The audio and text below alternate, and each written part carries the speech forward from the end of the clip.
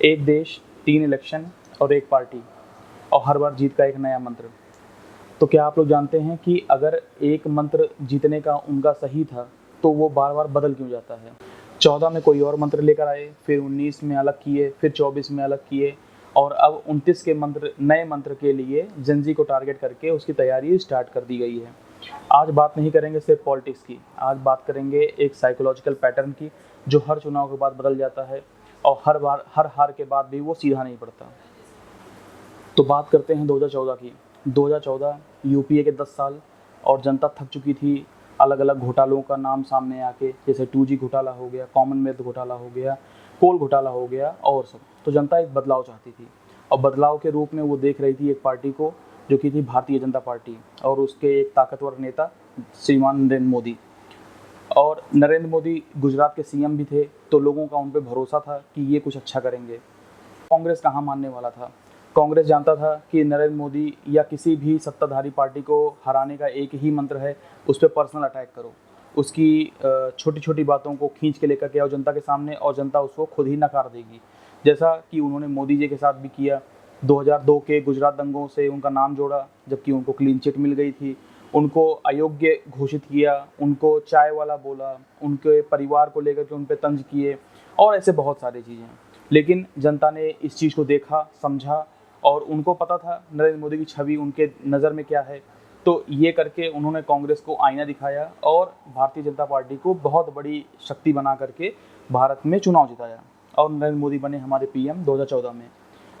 फिर टाइम था दूसरा मंत्र अपनाने का, जो कि आया 2019 का इलेक्शन। अब इसमें इन्होंने पर्सनल अटैक की जगह जनता को डराना शुरू किया। अब जनता को कैसे डराया?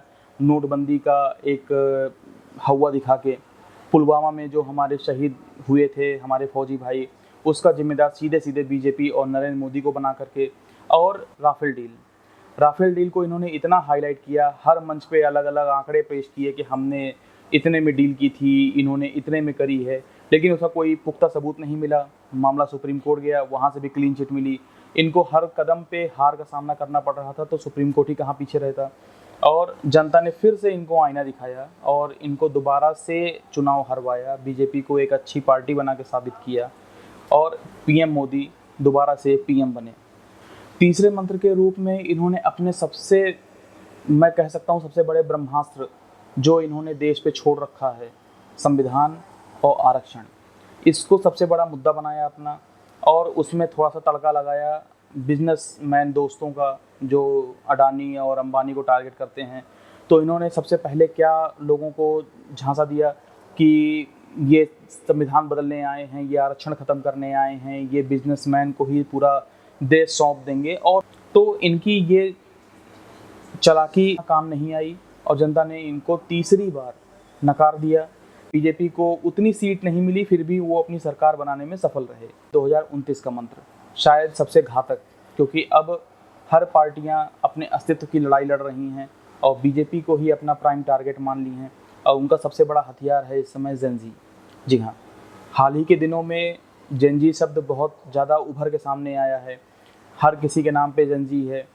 जितने भी नेताओं के मैं इंटरव्यू सुन रहा हूँ, या किसी मूवी में या किसी कॉमेडी शो में, हर जगह ये शब्द बार बार लोगों के दिमाग में रखा जा रहा है कि आप जेन-ज़ी हो, आप युवा हो, आप यंग हो, और आप ही इस देश की कमान को संभाल सकते हो, बाकी और लोग नहीं कर सकते हैं। और कांग्रेस पार्टी ने अपने अलग अलग मंत्र में अलग अलग लोगों को टारगेट किया।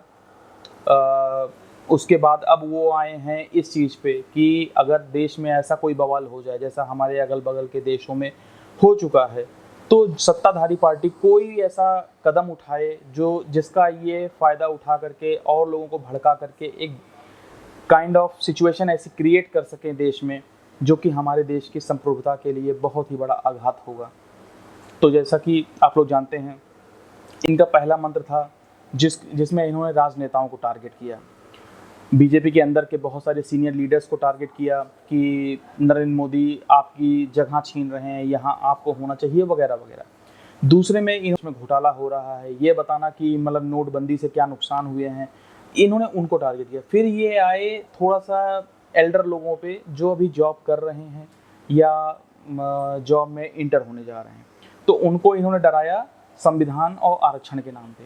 फिर अब जब वहाँ तीनों जगह, तीनों मतलब ग्रुप स्टेज ने इनकी बात को नकार दिया, तब इन्होंने पकड़ा है अब यंग लोगों को भड़का रहे हैं, उनको अलग अलग दलीलें दे रहे हैं, उनके सामने अलग अलग पैरामीटर रख रहे हैं, जहाँ पे वो सिर्फ निगेटिव चीज़ों को ही पॉइंट आउट कर रहे हैं कि जो सरकार आपके साथ गलत कर रही है।